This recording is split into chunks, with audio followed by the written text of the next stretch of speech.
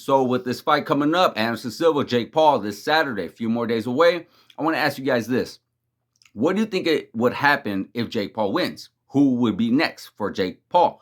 Well, that's a very good question, but I think it's a question that we already have answered multiple times.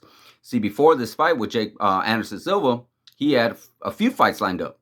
He had a fight with Tommy Fury. I believe that was in July, quite possibly around that time frame. Then he had another fight with Hasim Rahman. I believe that was in August. Both fights end up falling through, end up falling apart. You got Tommy Fury, who was unable to come to the country for his own reasons, and we got Hasim Rahman, who was not able to make that weight. I know a lot of people are saying, oh, it wasn't because of the weight, it was because of ticket sales, blah, blah, blah, blah, blah, blah. It is what it is. The fight did not happen, bottom line. There was a case for ticket sales, there was a case for missing weight. That's that. But nonetheless, those fights did not fall through. But here's my thing. If and only if Jake Paul beats Anderson Silva, does Jake Paul really want to go back to those guys?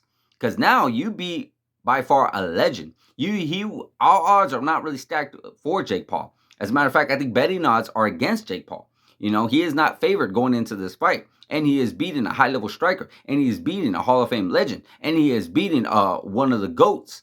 So to go down to that level again of fighting a Tommy Fury or Hasim Rahman, me personally, I do not see it happening. I can see it happening if Jake Paul loses.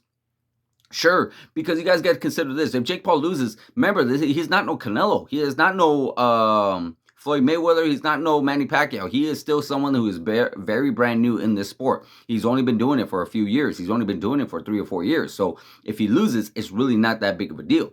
So nonetheless, do I see it? Do I see that happening if he wins? I honestly don't, because I really don't see anybody that interested in seeing him fight on Hasim Rahman or Tommy Fury. The only reason why these guys are any relevant is because of the fact that they were going to fight Jake Paul, because Jake Paul is very relevant. No disrespect to these guys. These guys are really, really under the radar boxers. You know, they're coming up, they're making their way up, but somehow they got more attention, more for Tommy Fury than Hasim Rahman, because Tommy Fury just so happens to be the half brother of the big heavyweight Tyson Fury.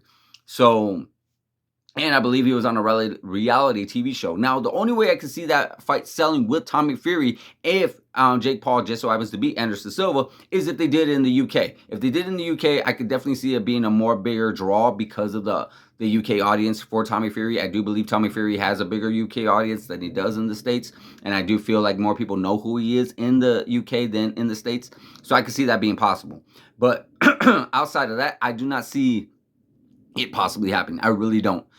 Because it's just like I said, there's really not a whole lot to gain from that, especially if you beat Anderson Silva. You just gained a lot of respect. You gained a lot more respect within the boxing and the MMA community, because a lot of people don't have him winning this fight. So I could definitely see him trying to go against a more challenging opponent.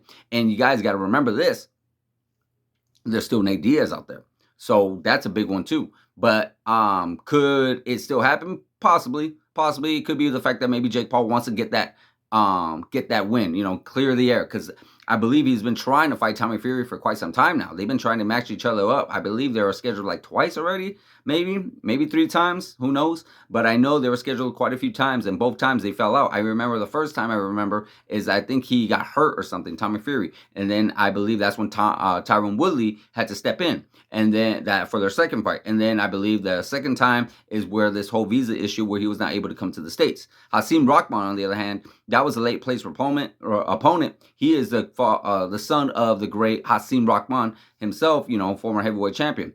So I just don't see it possibly. I see more Tommy Fury than Hasim Rahman. Hasim Rahman, I just do not see it. And besides that, I with the chaotic they had when regarding the weight, regarding just the purse, there was just all kinds of chaos going into there for a late replaced opponent. It could be squared away if it's regularly scheduled, but I don't think so. With Tommy Fury, I could see that being more made next, more than Hasim Rahman, just because of the fact that they tried scheduling it multiple times. So that's something I could definitely see next. But quite possibly, guys, other than that, I don't see anybody else other than the great Nate Diaz being next. That's my personal pick right there. The great Nate Diaz, because I believe after everything that's been happening, after all that's been said and done, Nate Diaz should definitely be up in line. That's just my personal opinion, guys. Let me know what you guys think. Like, subscribe, hit that notification button, guys, and I'll see you guys in the next video.